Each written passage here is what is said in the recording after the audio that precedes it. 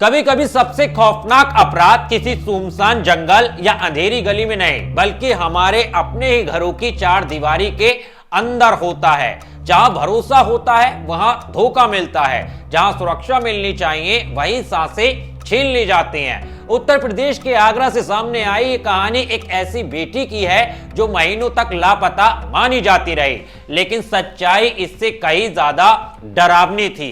ये कहानी है अंशु यादव की और उस वारदात की जिसने रिश्तों को ही कटघरे में खड़ा कर दिया। नमस्कार दोस्तों, मैं हूं आपके साथ ऋषभ चौहान। आज की ये क्राइम स्टोरी आपको अंत तक सोचने पर मजबूर कर देगी। ये सिर्फ एक अपराध की कहानी नहीं है, ये समाज की सोच, चाचा भतीजे के रिश्ते की है जिसने इंसानियत को भी शर्मसार कर दिया। ये मामला शुरू होता है साल के अक्टूबर महीने से। आगरा में रहने वाली अंशु यादव अचानक गायब हो जाती है। दिन बीतते हैं, हफ्ते निकल जाते हैं, लेकिन अंशु का कोई पता नहीं चलता। परिवार की तरफ से कोई बड़ा शोर नहीं मचाया जाता, लेकिन जब नवंबर में पुलिस को अंशु के लापता होने की जानकारी मिलती है और वो पिता रणवीर सिंह यादव से पूछताछ करती है, तो पिता बेहद शांत स्वर में कहते हैं कि बेटी घर से चली गई है। रणवीर सिंह यादव कोई आम आदमी नहीं था, वो एक रिटायर दरोगा था, पुलिस की वर्दी पहन चुका इंसान। शायद इसी वजह से उसकी बातों पर शुरुआत में ज्यादा शक नहीं किया गया, लेकिन जैसे जैसे जांच आगे बढ़ी सवाल बढ़ते चले गए।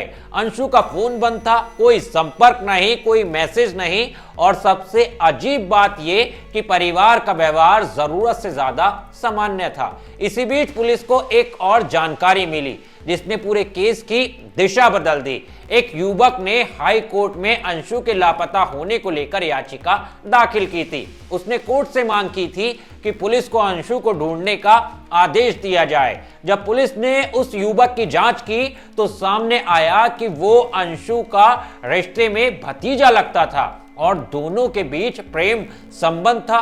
दोनों काफी लंबे समय से एक दूसरे से मिलते जुलते हुए आ रहे थे और दोनों का रिश्ता काफी ज्यादा आगे बढ़ चुका था। जांच में यह भी सामने आया कि अंशु उसी युवक से शादी करना चाहती थी, लेकिन परिवार खासकर पिता इस रिश्ते के सख्त खिलाफ थे। उन्हें समाज की बातें, बदनामी और इज्जत ज्यादा दिखाई दे रही थी। अंशु अपने फैसले पर अड़ी थी, वो रिश्ता तोड़ने को तैयार नहीं थी। घर में लगातार तनाव बढ़ता जा रहा था। इसी दौरान पुलिस के हाथ अंशु का एक वीडियो लगा। इस वीडियो में अंशु साफ साफ कह रही थी कि उसे अपने माता पिता और परिवार से जान का खतरा है। उसकी आंखों में डर था, आवाज कांप रही थी। यह वीडियो किसी चेतावनी से कम नहीं था। यह वीडियो आगे चलकर इस पूरे केस की सबसे अहम कड़ी बन गया। जब पुलिस ने पिता रणवीर सिंह यादव से सख्ती से पूछताछ की तो वो ज्यादा देर तक झूठ नहीं बोल पाए। उसने कबूल किया कि अक्टूबर महीने में घर के अंदर ही वो वारदात हुई थी जिसमें अंशु की जिंदगी उसने छीन ली थी। गला दबाकर उसकी जान ले ली गई थी। आरोप है कि गुस्से और समाज के डर में आकर पिता ने अपनी ही बेटी की सांसें छीन ली। उस पल अंशु अकेली थी और अपनों के बीच सबसे असुरक्षित। वारदात के बाद कहानी यहीं खत्म नहीं हुई, इसे छुपाने की साजिश रची गई। पिता ने पत्नी और बेटे का साथ लिया, अंशु को गाड़ी में रखा गया और सभी इटावा की तरफ रवाना हो गए जहां उसके मामा का घर था। मामा और ममेरे भाई ने भी इस अपराध में साथ दिया। सभी ने मिलकर अंशु को यमुना नदी में फेंक दिया, ये सोचकर कि सच हमेशा के लिए पानी में बह जाएगा। लेकिन किस्मत और सच दोनों ने साथ नहीं छोड़ा। अंशु झाड़ियों में फंस गई। पुलिस ने पिता की निशानदेही पर शव बरामद किया, पोस्टमार्टम के लिए भेजा गया।